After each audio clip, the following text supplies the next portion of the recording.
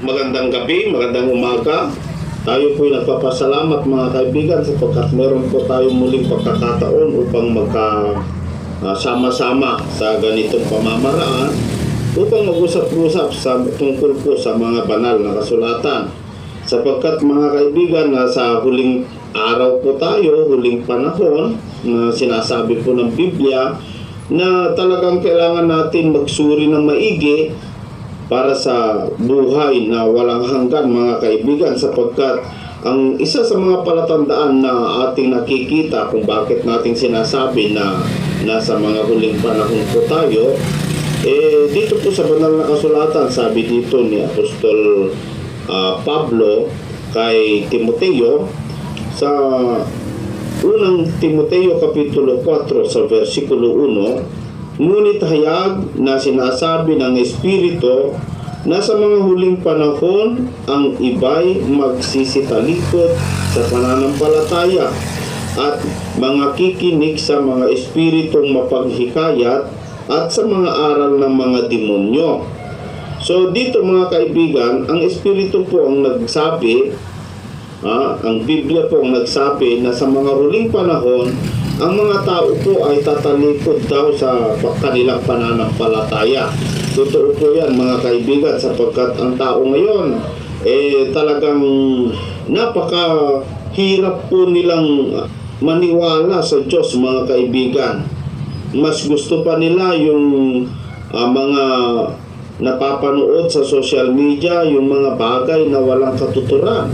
Tulad na lamang po yung sinabi ni kapatid na Roger Aticaldo, yung kanyang napapansin na sinabi, tignan mo kapatid, sa mundo ng social media, kapag entertainment ang content, milyon ang views at subscriber. Pero kapag related sa Bible, ang content mo, mahirap ka pa maka 1K subscriber. Tama po yun kapatid na Roger, no? Ang tao kasi mas gusto nila yung walang katuturan na napapanood, tulad yung mga funny video, yung mga tungkol sa entertainment, sa mga artista, mga kaibigan, na wala naman na hindi naman tungkol sa kaligtasan o tungkol sa salita ng Diyos. Hindi sila interesado ang mga tao, mga kaibigan, ano? So dito mo mapapansin na talaga ang tao ay hindi interesado sa banal na kasulatan. Gusto ng tao maligtas, gusto nilang mapunta sa langit at magkaroon ng buhay na walang hanggan, pero ang kanilang mga ginagawa, iba. Gusto nila pumunta sa langit, pero yung kanilang ginagawa ay hindi po daan papunta sa langit, mga kaibigan, kundi papunta sa impyerno. Yan po ang katotohanan, ano? Mga kapatid, sapagkat ang hilig po ng tao sa mga idols na artista, mga walang katuturan na napapanood sa social media, mga jokes na wala namang silbi, yung mga panuurin na malalaswa, yan ang gustong-gusto ng mga tao, mga kaibigan. Kaya tama po yung sinabi ni Apostol Pablo na sa mga huling araw, ang mga tao ay tatalikod sa pananampalataya at maniniwala sila, sabi niya, sa mga aral ng kasinungalingan ng mga demonyo, mga kapatid. Kasi kahit po sa relihiyon, mga kaibigan, sa mundong ito, napakarami na po ang mga lumitaw na relihiyon. So ang mga tao minsan naguguluhan po sila, hindi po nila alam kung ano po ang tama, ano po ang tunay na relihiyon, mga kapatid. Pero mga kaibigan at mga kababayan, kung talagang interesado po kayo, kung talagang kayo po ay gusto ninyong malaman at makita ang totoong tunay na relihiyon na dapat ninyong aniban, na dapat ninyong pasukan para ang iyong mga kaluluwa ay safety o talagang magkaroon po ng tunay na kaligtasan. Kasi ang relihiyon, mga kaibigan, napakarami pong nagsasabi, ang relihiyon hindi po kailangan. Ang relihiyon po ay kahit wala akong relihiyon, basta mabuti akong tao, maganda yung relasyon ko sa Diyos, okay na yan. Ganun po ang sabi ng mga iba, mga kaibigan. Pero ang relihiyon po, mga kapatid, hindi po dapat mawala ito sa tao. Kasi ang relihiyon, gawa po ito ng Diyos, at ito po, mga kaibigan, ay kailangan ng tao. Sapagkat paano ka magkaroon ng relasyon sa Diyos kung wala ka sa relihiyon o kung wala kang relihiyon? Sapagkat yung relihiyon, mga kaibigan, ang meaning po ng relihiyon ayon po sa banal na kasulatan, ito po ay pagsamba o pagsunod, no, sa aral ng Diyos. So, dapat magkaroon ka ng relihiyon. Ang tanong, mga kapatid, paano po natin malaman ang relihiyon kung ito ay tunay o kung ito ay nagpapanggap lang o ito ay hindi tunay, mga kaibigan? Napakadali lang po kung talagang interesado ka, mag-aaral ka ng banal na kasulatan, magbasa ka ng Biblia, magsaliksik ka, sapagkat sabi po dito sa John chapter 5 sa verse 39, mga kaibigan, saliksikin ninyo ang mga kasulatan sapagkat iniisip ninyo na sa mga yaon ay mayroon kayong buhay na walang hanggan, at ang mga ito'y siyang nagpapatutuo tungkol sa akin. Sabi po ng Panginoong Jesucristo, mga kaibigan, na sinasaliksik ninyo ang kasulatan sapagkat iniisip ninyo na sa mga yaon ay mayroon kayong buhay na walang hanggan. Sabi niya, mga kapatid. So, para malaman mo kung paano magkaroon ng buhay na walang hanggan, paano malaman ang tunay na relihiyon, magsaliksik po kayo, mga kaibigan, kung paano. Sapagkat napakadali lamang po malaman ang isang relihiyon kung ito ay totoo o kung ito ay manloloko. Tulad na lamang po yung sinabi ng banal na kasulatan dito po sa unang Juan kapitulo 4 sa versikulo 1. Mga minamahal, huwag kayong magsipaniwala sa bawat espiritu, kundi inyong subukin ang mga espiritu kung sila'y sa Diyos, sapagkat maraming nagsilitaw na mga bulaang propeta sa sanglibutan. So sabi ni Apostol Juan na ang relihiyon, wag natin agad-agad paniwalaan o ang pananampalataya ng tao, kundi ito po ay ating subukin. Paano, mga kaibigan? Paano natin alamin, paano natin subukin kung ito ay sa Diyos o kung ito ay para sa sarili lamang, mga kaibigan? Madali lamang po. Yung kanyang aral, yung kanyang patutuo, yung kanyang mga ibinabalita, ang isang relihiyon, malalaman mo yan kung totoo o hindi kung pag-aralan mo, ito ba ay galing sa Diyos? Ito ba ay nakabatay sa Biblia, mga kaibigan, o hindi? O baka nagpapanggap lamang po, mga kaibigan, ano? So ang payo po na Apostol Juan, mga kapatid, sabi niya, mga minamahal, huwag kayong magsipaniwala sa bawat espiritu. Huwag daw tayo magsipaniwala agad, mga kapatid. Ang isa sa mga palatandaan na sinasabi po ng Biblia, para malaman po natin kung ito ay sa Diyos o hindi, ito, magpapakita ako sa inyo, mga kaibigan, ng isang palatandaan. Sabi po dito sa Kawikaan, Kapitulo 29, dito po sa verse 12, mga kaibigan, ganito po ang sinasabi ng sumulat.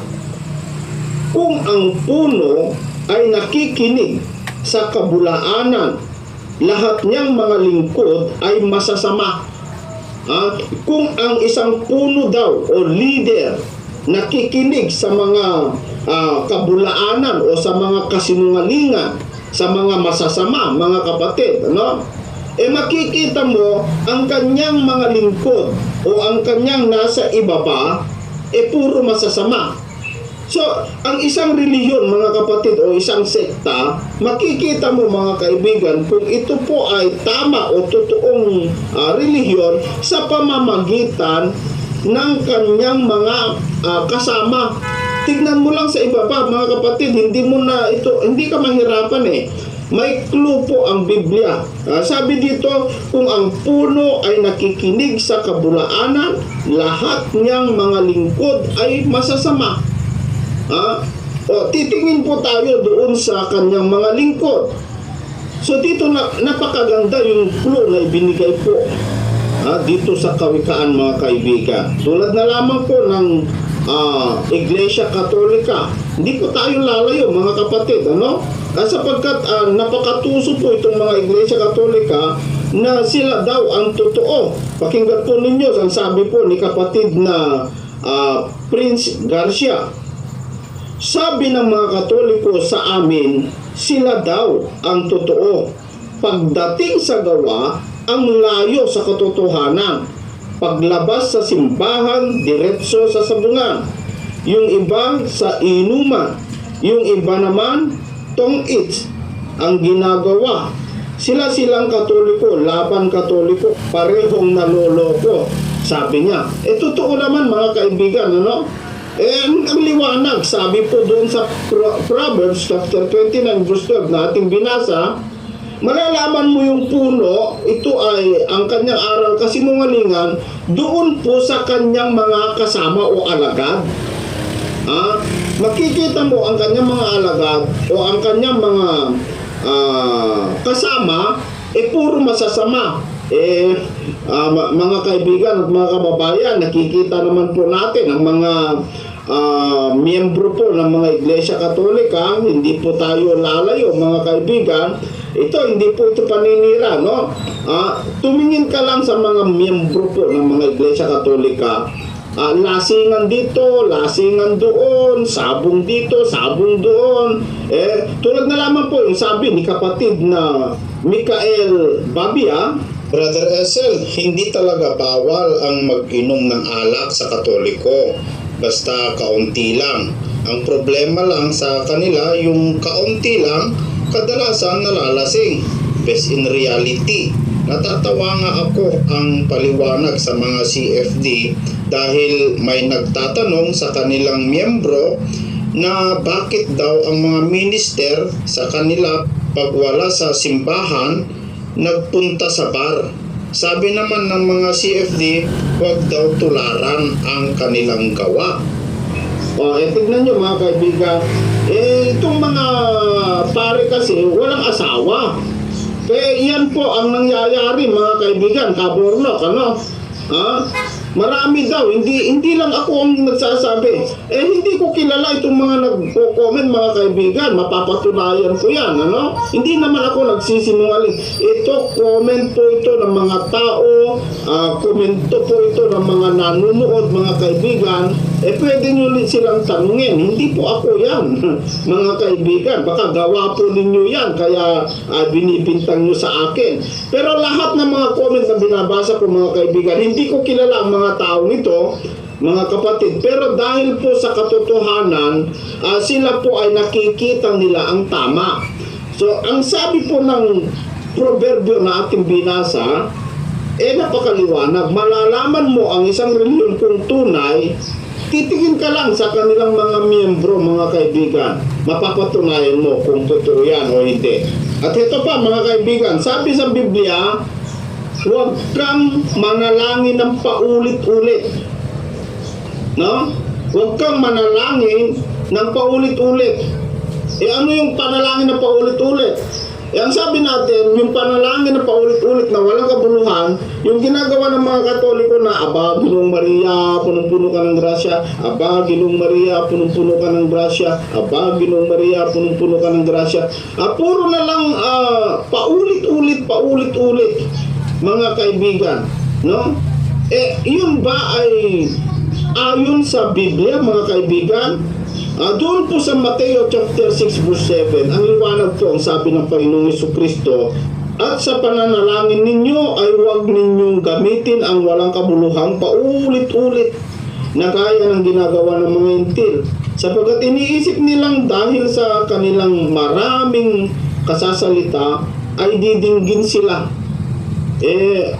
ang dami, napakaraming beses mo ulit-ulitin, aba Ginoong Maria, talaga walang kapuluhan yan. Pero ang sabi po ng mga tagapagtanggol ng Iglesia Katolika, na ipinagtatanggol yung walang kabuluhang paulit-ulit na